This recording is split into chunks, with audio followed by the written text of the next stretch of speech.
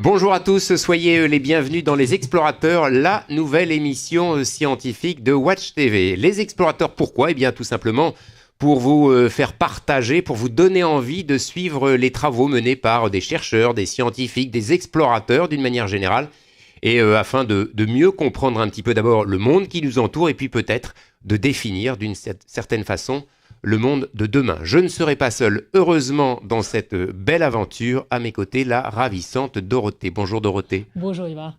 Donc, une intention aussi particulière, celle de partager, je crois. Exactement, en fait, on va recevoir des explorateurs, mais surtout des hommes et des femmes passionnés. Passionnés par ce qu'ils font et passionnés par la transmission. En fait, on a envie de vous faire partager ce qui peut être extrêmement intéressant, ce qui peut être très connu, pas connu du tout, dans des sujets très différents, dans des domaines très différents. L'aéronautique, l'espace, les transports, l'alimentation, la santé, les animaux, bref, on est très très ouvert. Et puis on va commencer avec une invitée intéressante, un peu étonnante, j'ai envie de dire. Christine Rollard, bonjour. Bonjour. Vous êtes enseignante, chercheuse au Muséum national d'histoire naturelle et vous êtes spécialiste des araignées. J'ai envie de dire l'une des très rares spécialistes en France de ces araignées. On est quelques-uns, mais bon, effectivement, on n'est pas très nombreux. Voilà. Vrai. Et pour comprendre un petit peu votre métier, ce que vous faites contrairement avec ces araignées, on va commencer avec un petit film très intéressant qui vous montre dans votre quotidien, j'ai envie de dire, au muséum avec ces araignées. Vous allez voir, c'est assez étonnant. Regardez. Bonjour, je m'appelle Christine Rollard et vous êtes ici au sein du Muséum national d'histoire naturelle. En fait, c'est le jardin des plantes aussi. Alors, j'y suis enseignant-chercheur. Et si vous voulez, je vais vous faire découvrir un groupe d'animaux méconnus et souvent mal aimés. Le muséum, c'est un établissement très ancien où des générations de scientifiques se sont succédées depuis environ 350 ans. Une des missions principales du muséum, c'est de faire un peu l'inventaire de la nature sous différents aspects, que ce soit les plantes, les minéraux ou les animaux. Et moi, j'étudie plus particulièrement les araignées. Je vais vous en montrer quelques-unes.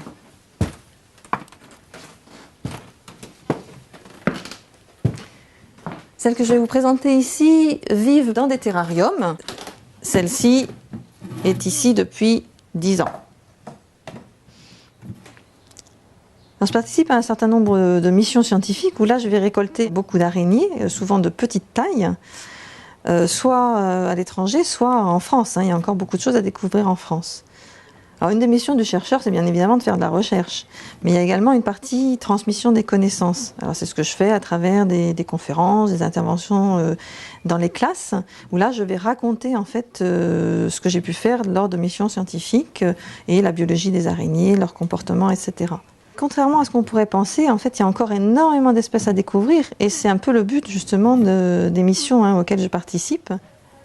Celle-ci, par exemple, a été vue une seule fois en Guyane. Et le photographe qui nous a envoyé le cliché voulait savoir ce que c'était. Elle n'a pas été revue depuis. Et là, c'est l'inconnu. On n'arrive pas à mettre un nom dessus.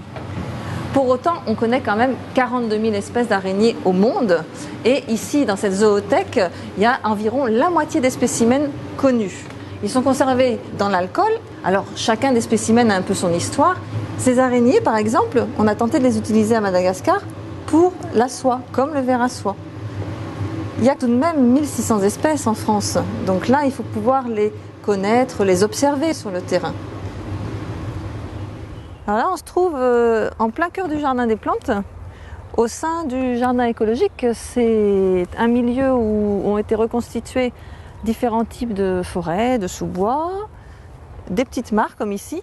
Et donc c'est tout un tas d'endroits qui sont très propices à l'installation des araignées. Alors, le premier indice en fait pour essayer de trouver une araignée, c'est quand même d'essayer de trouver une toile. Alors il y a quand même des toiles géométriques, des toiles en nappe, des toiles en tube avec des entonnoirs, donc il y en a plusieurs types. Mais c'est un indice, parce qu'en général, une toile, il y a une araignée derrière. Ah là, on a un bel exemple de toile en nappe avec un entonnoir. Donc la propriétaire, elle doit être au fond. Alors, ce qui est important quand même pour les araignées, c'est de les préserver, de préserver ce maillon essentiel de la biodiversité en tant que prédateur. Ça régule un grand nombre de populations d'insectes en particulier. Donc il faut continuer à les étudier, à les observer, à savoir comment elles vivent et où. Et ça, vous pouvez le découvrir en vous baladant dans la nature. ou en allant voir aussi au fil des araignées, l'exposition, où on balaye un grand nombre d'idées reçues. Surtout, soyez curieux.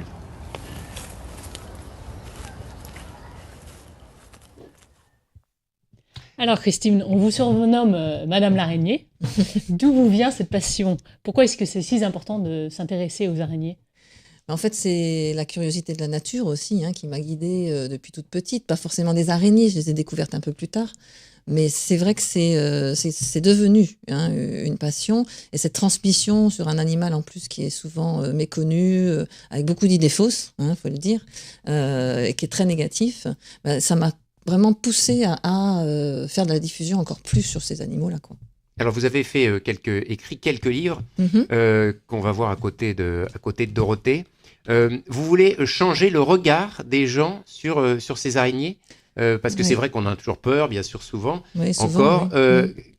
En regardant les livres qui sont très bien illustrés, très riches, on se rend compte vraiment que c'est un monde particulier à découvrir. Mais pourquoi est-il intéressant de s'y intéresser ?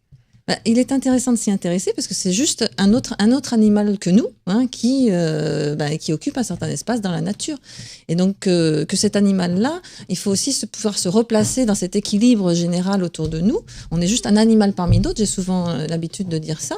Et pourquoi on n'irait pas regarder un peu comment se fait cet équilibre avec les gros animaux, mais aussi les tout petits.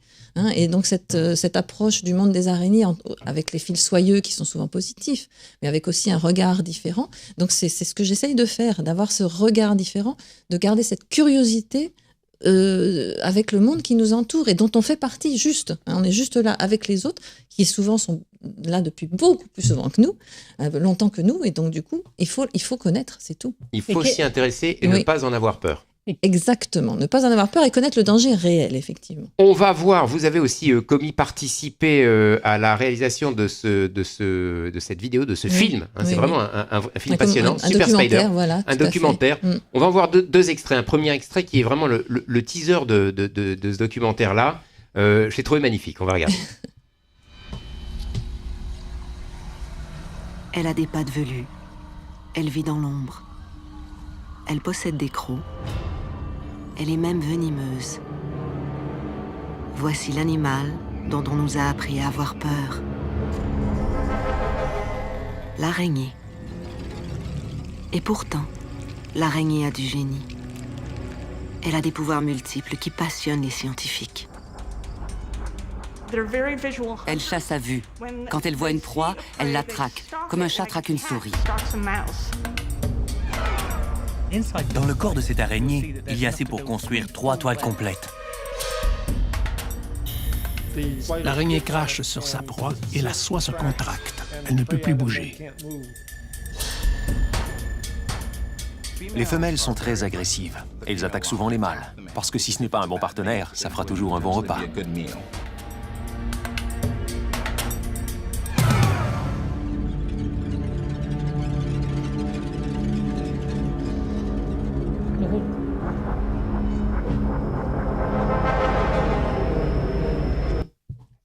Alors Christine, quel est le rôle justement des araignées dans la nature? Elles ont un rôle bien spécifique. Et très important en fait, parce qu'elles font partie de l'équilibre et en tant que très bonne insecticide naturelle, en tant que prédateur, elles mangent énormément d'autres animaux elles-mêmes, donc elles s'autorégulent, c'est pas la peine de rajouter une couche en les tuant de toute façon, et puis elles régulent beaucoup de populations d'insectes. Donc elles ont vraiment un rôle d'insecticide naturel dans la nature, mais aussi dans nos habitations, il ne faut pas l'oublier. C'est-à-dire avoir des araignées dans sa maison, finalement, c'est bon signe, ça veut dire qu'elles s'y sentent bien et qu'elles ont de quoi manger. Exactement, et d'ailleurs, une maison avec des araignées est une maison saine. Nous avons des assainisseurs naturels qui existent depuis longtemps, les araignées, donc laissons-les faire.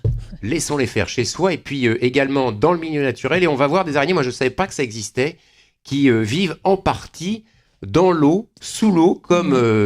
les plongeurs sous-marins. Vous allez voir un autre extrait donc de Super Spider, assez étonnant. L'argironnette, qui vit dans les marais européens, est la seule espèce d'araignée entièrement aquatique.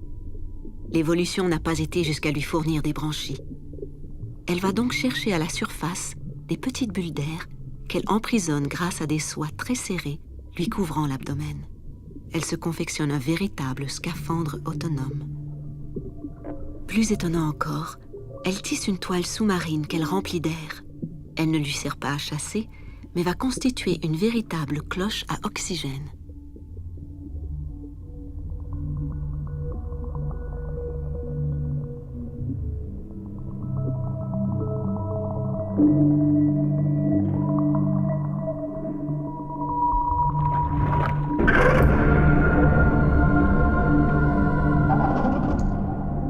L'efficacité de son venin lui permet de s'attaquer aux poissons.